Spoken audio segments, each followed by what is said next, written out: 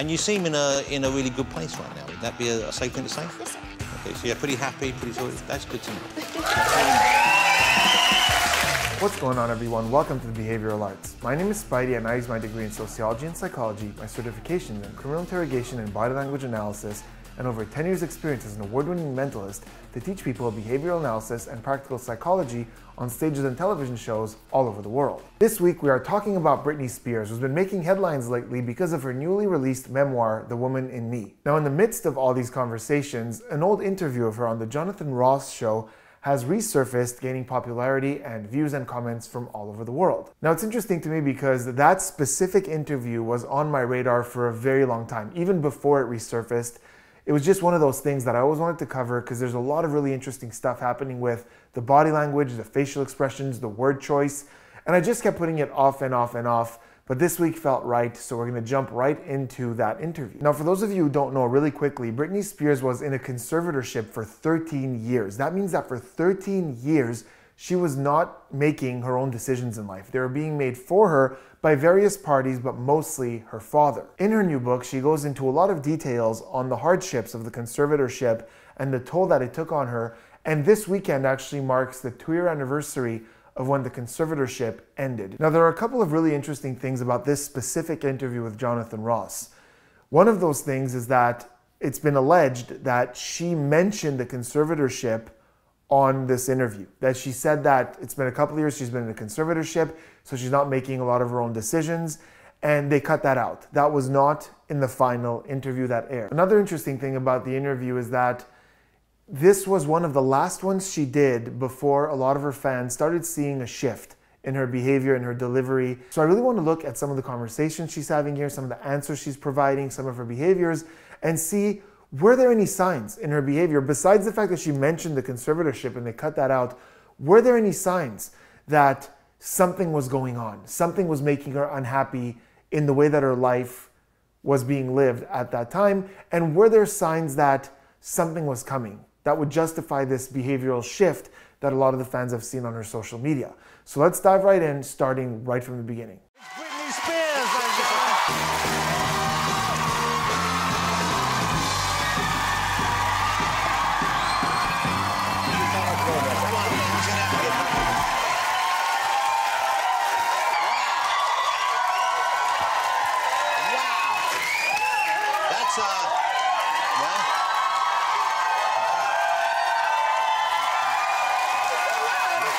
Okay, so just in that intro, when she comes out, greets the audience, greets Jonathan Ross, and sits down, there are 2 gestures that she does numerous times that have been scientifically proven to create the impression of honesty and amusement. In other words, when we see these gestures in people, we subconsciously believe them to be more honest and more amused, more actually happy. So it's no secret that Britney Spears has a lot of really, really passionate fans, and that when the public found out about her conservatorship, the Free Britney movement really, really started to take off. So I applaud the fans who were passionate enough to really get this story out there and make a push for this conservatorship to end.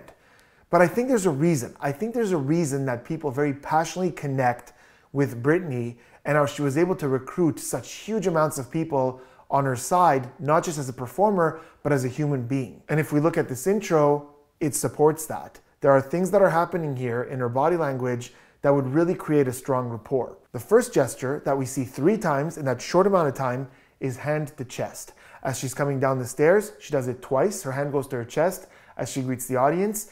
Then when she sits down, it happens a 3rd time. Now, the research on this has shown that when we're communicating with someone and we see that hand to chest gesture, we perceive that person as more honest. There is also research that indicates that when we put our hand to our chest while we're speaking, it kind of pushes us to be more honest. In other words, there's a very high connection between this gesture and the perception and the actual existence of honesty. So think about the difference between me apologizing to you and saying, "I'm really sorry," or saying, "I'm really sorry." Intuitively, that second one should feel a little more genuine. Now, as always, I must caution you, don't take this to mean that anytime you see someone put their hand to their chest, they're telling the truth. And anytime you don't see someone put their hand to their chest, then they're lying. That's not the way it works at all. I'm not saying that we should all take our exes and duct tape their hands to their chest and see if they start telling the truth a little bit more often.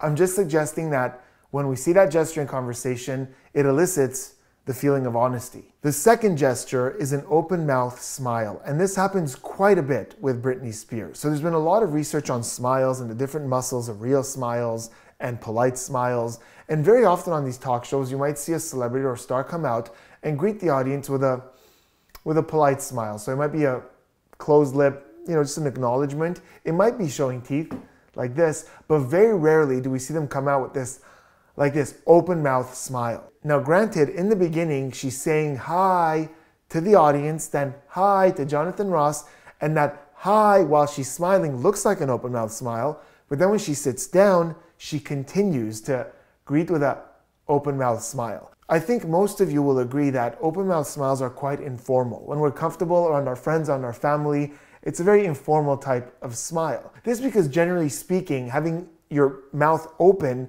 isn't socially polite. This is why, like when we yawn, for example, we cover our mouth, and we're surprised we cover our mouth. We don't usually show an open mouth. However, when it comes to an open mouth smile that's held for a couple of seconds, the research shows that we perceive this as actual amusement. And I personally think that a big part of the reason for this is because this is how we laugh, right? We laugh with our mouths open. So if I'm greeting someone and I have this open mouth as I'm greeting them, it's like I'm laughing. I'm actually happy. Whereas with closed teeth, it's very hard to laugh. It's not really something we see very often. Now, by the way, I don't think these gestures are thought out. I think that she just has a casual, down-to-earth vibe, which is the part of her that a lot of the fans really relate to and connect with. And I think it's as a result of that that she has these hand-to-chest, big open-mouth smile. Now, despite the fact that she's very expressive and seems genuinely happy to be there, there is something that's missing, and I think a lot of you will be able to guess why it's missing. The thing that's missing is any activity whatsoever in her eyebrows. For someone who's coming up and having very genuine feeling greetings to the audience, and then sitting down, and you can even see her being surprised by the amount of noise that the audience is making, at no point do we see those eyebrows go up. Now, the eyebrows are a highly advanced social tool. In fact, some research suggests that throughout the years, our eyebrows have become more mobile because from far, you may not be able to see someone's eyes and where they're pointing, but you could definitely see the eyebrows. In fact, I might do something like this, and you might know that I'm trying to get your attention to something over there because I'm indicating with my eyebrows. We often indicate things with our eyebrows, we emphasize things with our eyebrows, and when we're surprised or even very happy by something, those eyebrows tend to go up. So I would expect with a lot of these emotions, these gestures, to see some eyebrow flashes as she greets the audience, with that big smile, hand to chest, sits down, oh my God, but we're not seeing anything in those eyebrows. So I think most of you by now have assumed that the probable reason that we're not seeing movement in the eyebrows is cosmetic procedures who are limiting the capacity to move those eyebrows. So a lot of people, especially in her line of work, rock stars, movie stars, will get cosmetic procedures that limits the movement on their face. And as a result, we see much less eyebrow flashes than we normally would, especially moments like this. And it's very hard for me, even if I tried to fake it right now, like do an entrance and greet, it would be so hard for me to keep my eyebrows down on purpose. Okay, so we've seen a pretty genuine feeling greeting, and now she's gonna answer some questions about her past, about her current life situation, and we're gonna see, are there some topics that are causing her a little bit more stress, and what's going on with those answers. But before we do me a huge favor, hit that subscribe button, turn those notifications on for more behavioral analysis and practical psychology content. What was home life like for you when you were young? Well, I was a country girl. I was never a cheerleader or anything like that. I was a tomboy. So I was just a mama's girl. I loved food. My dad owned a restaurant. He was into construction building and just a normal Southern, yeah. So here we're getting more examples as to why Britney Spears is as relatable and why so many people deeply connect with her. Because you see her in the music videos, you see her on stage, she's a big pop star with millions of followers, but when asked to describe herself during her childhood, she's using terms that you wouldn't necessarily expect someone with this kind of lifestyle or this kind of image to say. She's using terms like country girl, tomboy, mama's girl. These are all terms that, someone sitting at home watching this might go, I'm those things. Oh my God, she's totally like me. I also want you to notice when she says she was a tomboy, we see a very obvious head tilt.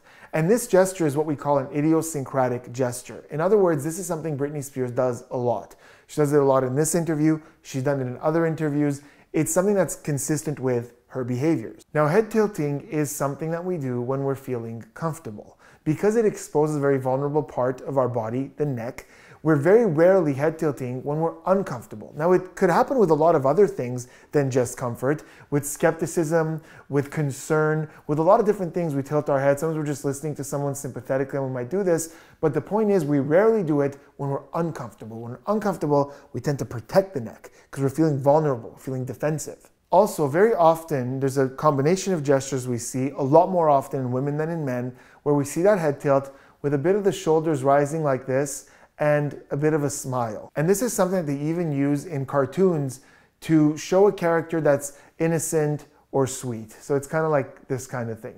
Now, be careful with this because sometimes when it's genuine, we genuinely connect with that, but sometimes it's used manipulatively to try to gain sympathy or try to come off as sweet. And we've seen examples on the channel before of that gesture when it looks forced and it kind of seems like it's someone just trying to manipulate an audience. In this case, it seemed pretty natural, and it happens with her a lot. As she's talking, we just see that head tilt. There's another gesture I saw at the end of that I think a lot of the regular viewers would have seen as well. And as I was looking at it really quickly, I wrote a quick note, but then when I went back and looked at it, I realized that that note was wrong. It just looks a lot like something, but I don't think it is. Let's talk about it. It's right at the end when she goes, just normal Southern, yeah. And in that moment, after Southern, before yeah, we see the left side of her mouth just tense up like this, and we see more tension on the left side of the mouth. Just normal, just a normal Southern, yeah. And really quickly, even if you showed me a picture of that, that would look a lot like contempt. So contempt is one of the universal emotions, which means that pretty much everywhere in the world, people recognize these emotions as looking more or less the same, and it's characterized by tension on one side of the mouth. So it could look like this or like this. And contempt basically means moral superiority. So when we're looking down on something, we have this kind of, tension on one side of the mouth. That's the most obvious way to recognize when contempt is happening. So at first, in that moment, in that snapshot, it looked like contempt.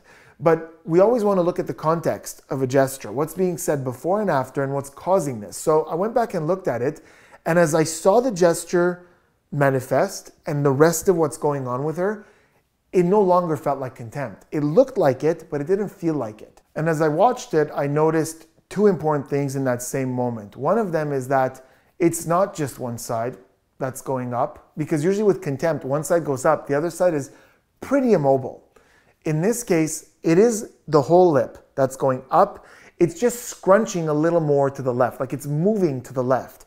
But the other thing I noticed is her left shoulder. That goes up at the same time like this. A normal Southern, yeah. Now her right one would be harder to move because she's kind of leaning on the couch like this, and we rarely move our shoulders when we're leaning on something, but her left shoulder definitely does go up with that mouth scrunching. So what might look like contempt in that moment, I believe, is actually a shrug, because a shrug usually involves several parts of the body, and it can involve the shoulders, the hands, the mouth, the eyebrows. Sometimes there's a head tilt. So all these things can be involved in a mouth shrug. And in this case, I think that's exactly what it is. I just think that that shrug just happens to have moved a little more to the left. Now, the research on shrugging suggests that shrugs happen in moments where we're lacking something, where there's a personal disengagement. So I don't something. And there's something called epistemic shrugs, which is, I don't know what to say, I don't know what to add.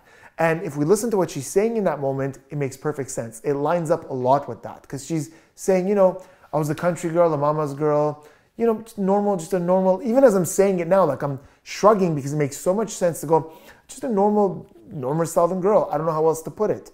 So we even see her stammer and go, normal, yeah, Southern, yeah.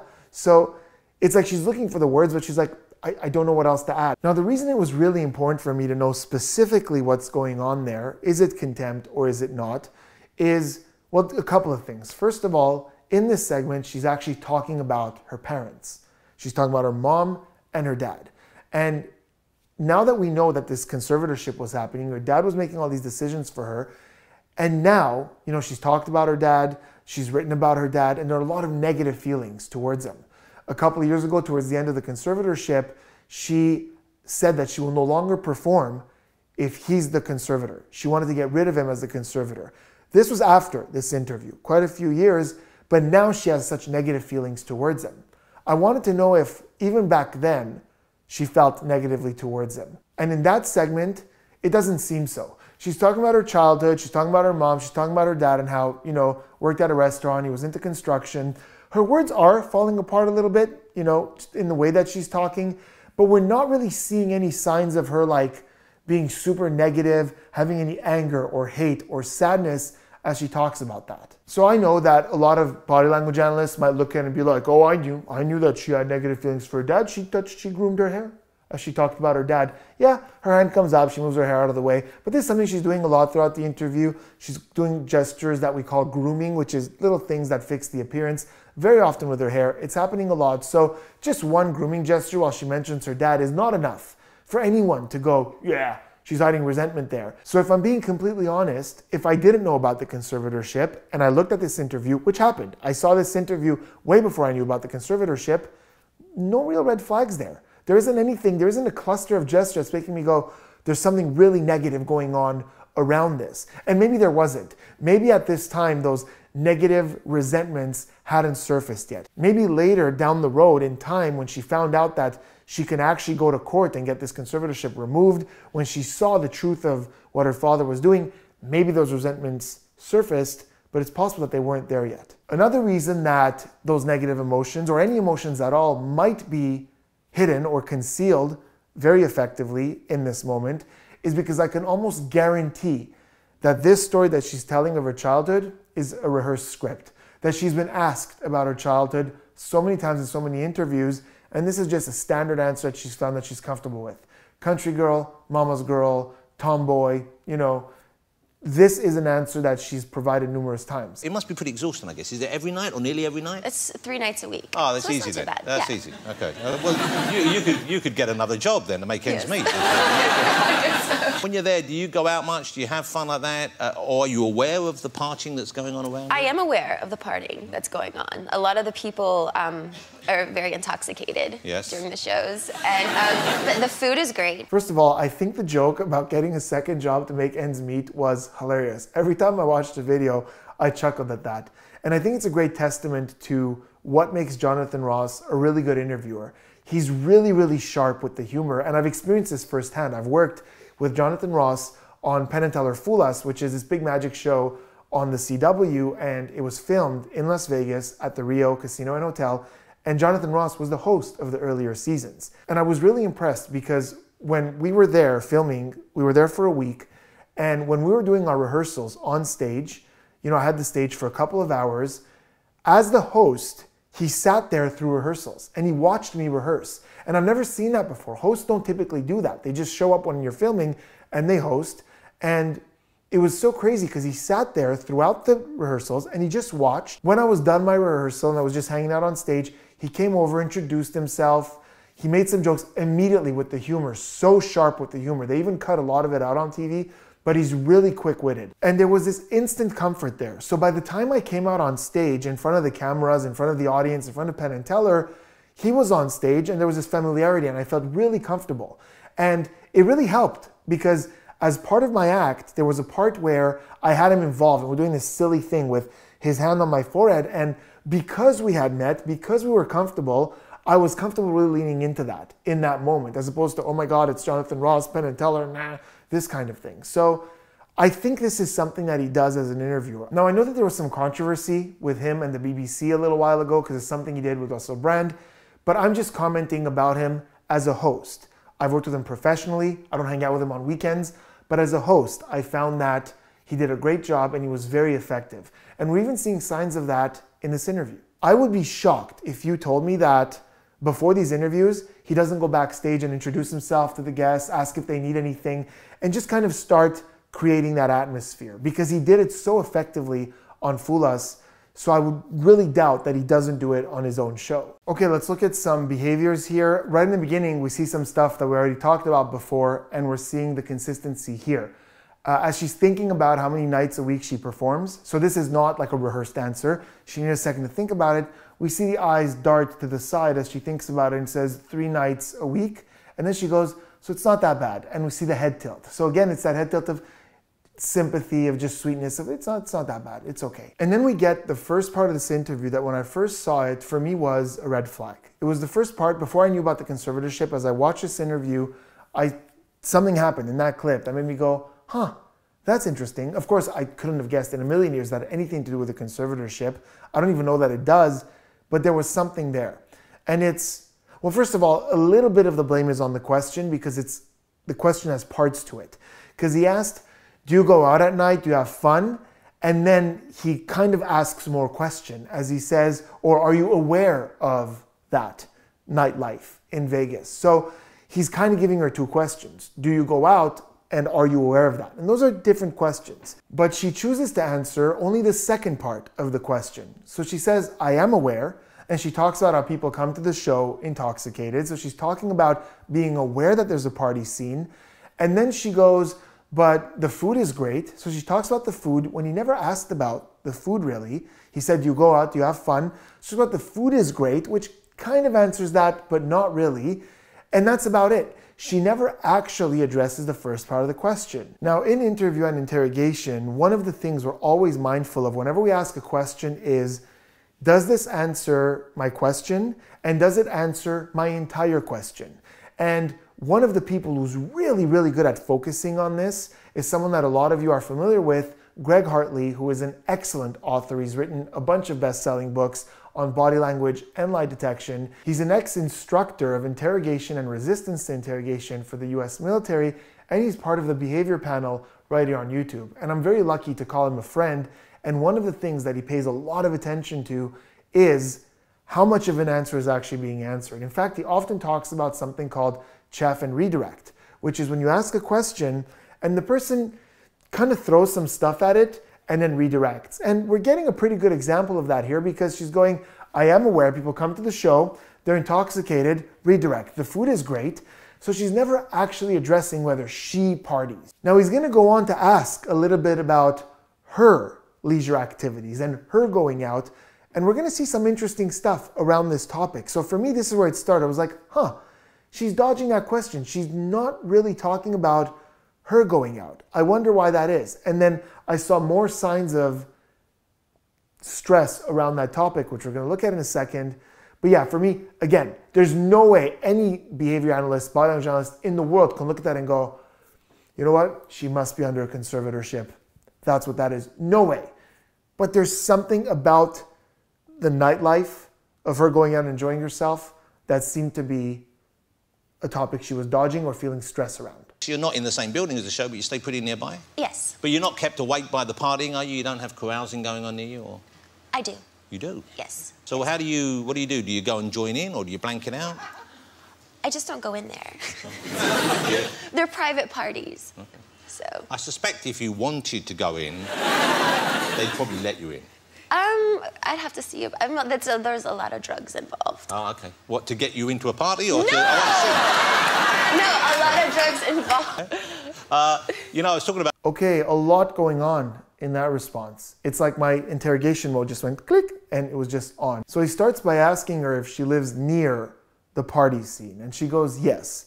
And now he goes, but you don't, and he's gonna keep talking, and she senses that the direction of the question is negative, like it's going to require a no. So you kind of see her slowly start to do this, like in getting ready to agree with him and say no, but then she stops herself, and you see those eyes searching for an answer, and she goes, yes. But you're not kept awake by the partying, are you? You don't have carousing going on near you, or? I do. You do? Yes. And it's a very serious answer. Like, you know, it's a very light interview, a lot of jokes, you know, very lighthearted, but in this moment we almost sense in that, yeah, no, I'm kept up by the parties. Like, it was weird. It was almost like, okay, wow, that seems like a pretty serious thing. You need to talk about that. You also notice that it's one of the rare answers where there's silence in the audience. I think even the audience senses that, okay, something serious is going on here. You know, everything else we got, you know, because if she had said, oh my God, it keeps me up all the time, they may have laughed at that. But in the way that she said, like, I do, there was this serious vibe even in the audience. But anyways, that's not the point. The point is, now he asks about whether she goes and she joins in some of these parties, right? Because we're talking about Vegas, there's parties everywhere. Do you go and join these parties? And her answer is, I just don't go in there. They're private parties. And this is something we call overly specific. When you ask a question and someone gets really specific about a certain element of the question, not all parties in Vegas are private at all. There's parties happening everywhere in Vegas.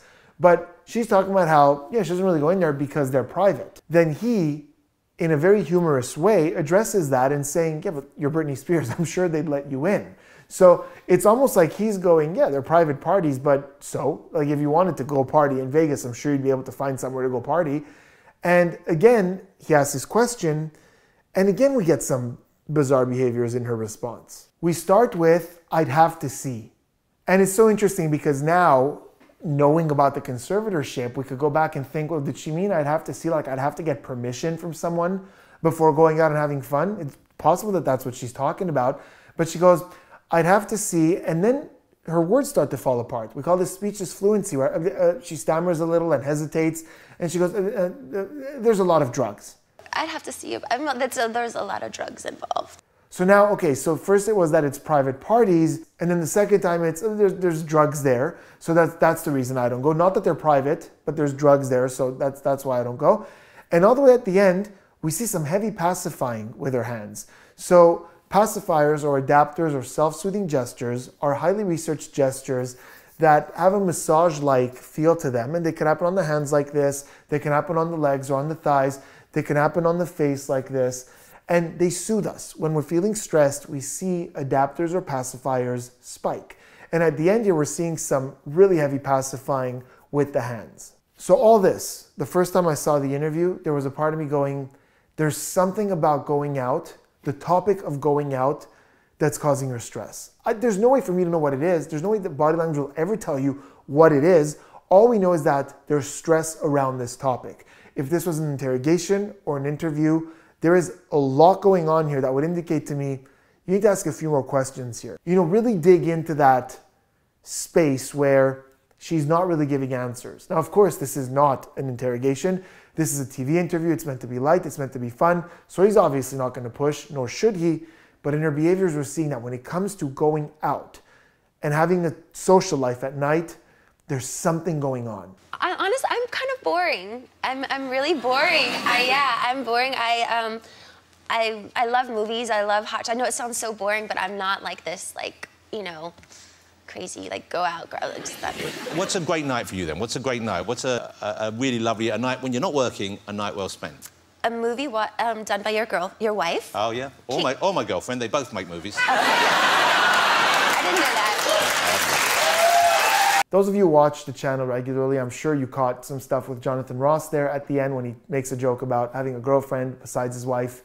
You know, we see the eye blocking. We obviously see the smile of like, I'm just kidding. And then we see the stop gestures. Both hands come up like this to be like, stop, it's just a joke. You know, I don't mean that. So some interesting stuff there. But I'm interested in Britney's answer here because now, again, hindsight is 2020.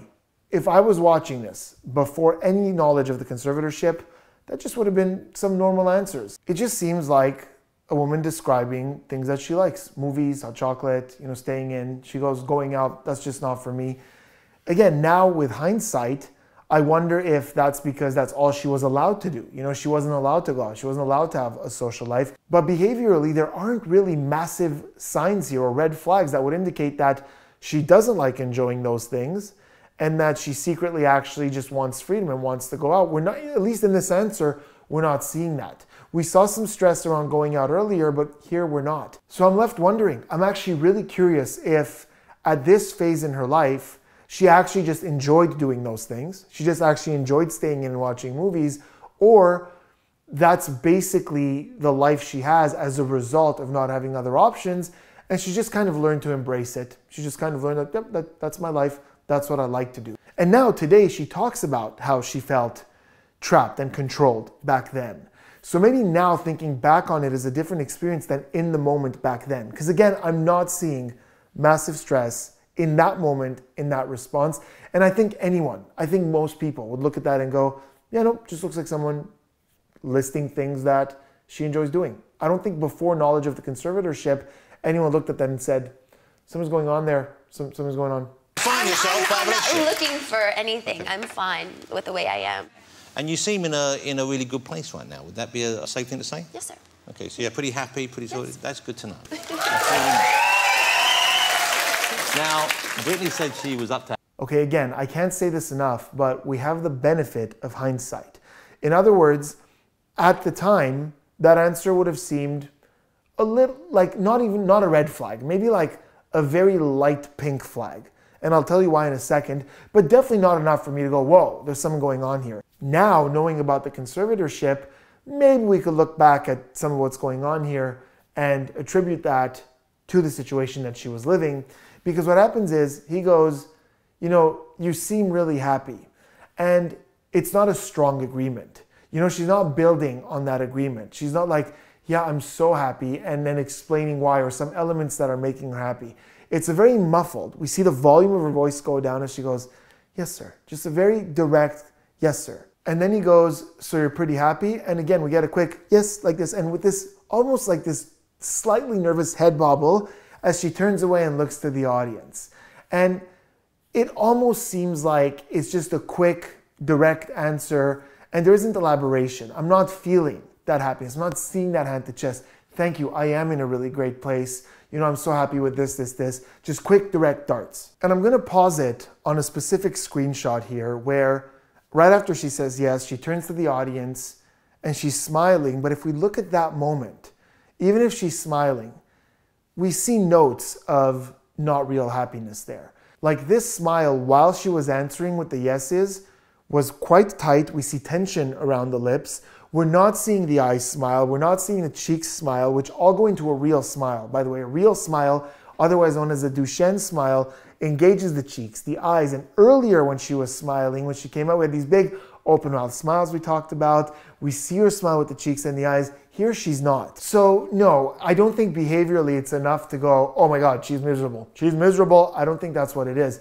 I think it's the epitome of neither. I don't think it's the epitome of happiness. Like I didn't buy when he said, are you happy? And she said, yes. I didn't buy that she's ecstatic, that she's loving life right now. Because he's saying, you know, you look great. He's giving a super positive thing and her acknowledgement isn't as high as his. He's saying she looks great and she's going, yep, yes, sir. Just, yeah, that's it. But I wouldn't look at it and go, this is someone who's freaking miserable either. Like, look at all those signs of deception.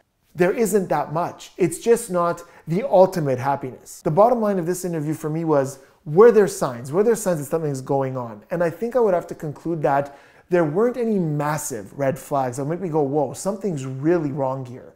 There's some dodginess around nightlife, partying, social life. There's a little bit of red flags there. Not enough for me to go, there's something dangerous happening. Just me to go, I wonder if she had some bad experiences with nightlife. When she's talking about her performances, her life, later in the interview, they play this giant version of beer pong. Just looks like someone having a good time, normal Britney. Keep in mind, this is 3 years before she started publicly acknowledging the conservatorship and going to hearings. But even then, even in 2019, she was talking about her dad. You know, he had some health issues. She was still talking about him positively. She was still going to hearings with her mom. She was still quite close with her mom at that time. And this is 3 years before any of that. So I really think that at this point, there are maybe very little signs that something's going on with the nightlife, but it seems to me that she was just stuck in the conservatorship being her norm. And it was quite a bit after this interview that things really started to materialize and her start to realize that this isn't a life that she wants. It's unfortunate what happened to her for so long and the toll it took on her. I really hope that she comes out the other end with positivity and that she goes back to being this grounded country girl who could just enjoy her life. And maybe the book is a big step towards that, towards healing. And I guess only time will tell. But until then, let me know in the comments what you thought of this video, and I will see you on the next one.